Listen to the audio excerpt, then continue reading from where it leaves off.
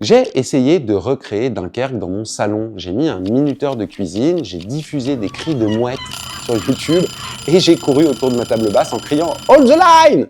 Résultat, mes enfants m'ont pris pour un fou et j'ai cramé les pattes.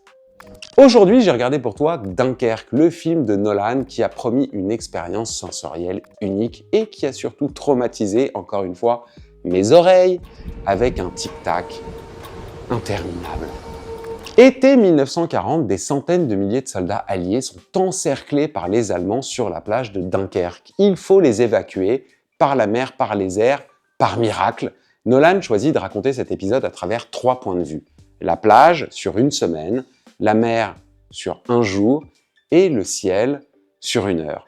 Un montage qui entremêle ces 3 temporalités pour créer une tension continue.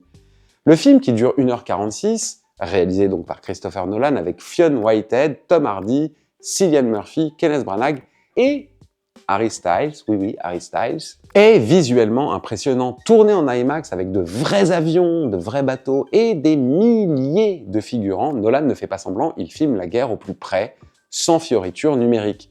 Le film est quasi sans dialogue également, ou presque. L'idée brillante sur le papier, c'est de tout raconter par l'image et le son, de nous plonger dans l'urgence, sans explication, sans monologue. Le problème, c'est que Nolan n'a pas totalement tenu cette promesse. Il y a quand même Branagh qui se lance dans des explications grandiloquentes, Cillian Murphy qui traumatise tout le monde dans un canot, et des personnages qui parlent plus qu'ils ne devraient. Et puis il y a le son. Mon pote Hans Zimmer a eu une idée géniale, coller un tic-tac, une sorte de métronome infernal sur quasi tout le film. Alors oui, c'est malin parce que ça crée de la tension, mais au bout d'1 heure, t'as l'impression d'être coincé avec une bombe dans ton oreille interne. C'est le seul film de guerre qui m'a donné envie d'éteindre mon réveil, alors que j'étais même pas dans ma chambre. Cela dit, le montage est virtuose. Nolan maîtrise l'entrelacement des temporalités, et quand tout converge dans le dernier acte, ça fonctionne. On est pris par l'émotion, malgré la froideur du dispositif. Ici, les personnages ne sont pas vraiment développés, et c'est volontaire. Nolan voulait qu'ils soient des silhouettes, des visages anonymes de la guerre. Fionn Whitehead, jeune soldat perdu, quasi muet, Tom Hardy, pilote masqué, encore, qui réussit à exprimer plus avec ses yeux que certains acteurs avec 3 monologues, Kenneth Branagh, officier héroïque, figure rassurante, Cillian Murphy, soldat traumatisé qui incarne la fragilité psychologique, et Harry Styles, qui, surprise, n'est pas mauvais, mais ne t'attends pas à des arcs narratifs complexes, ici ce sont des petits morceaux d'humanité au cœur du chaos.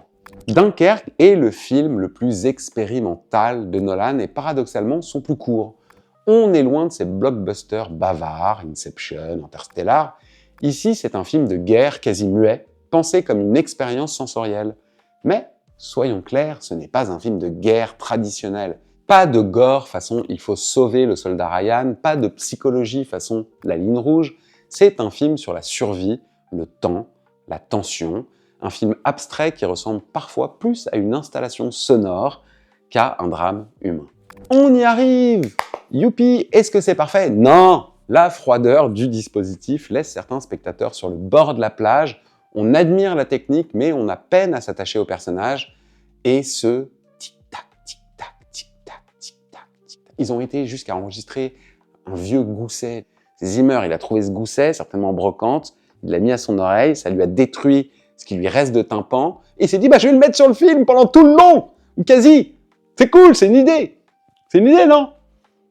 Let's go. Oui, c'est brillant pour créer l'angoisse, mais c'est aussi insupportable.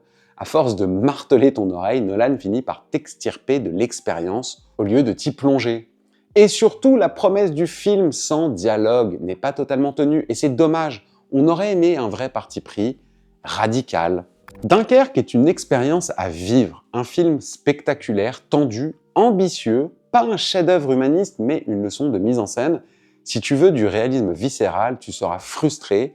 Si tu veux une démonstration formelle, tu seras ébahi. Alors si tu as vu et que tu as aimé Dunkerque, va voir 1917 de Sam Mendes, un autre film spectacle en immersion, mais plus émouvant. Il faut sauver le soldat Ryan de Spielberg pour le réalisme cru et les personnages marquants.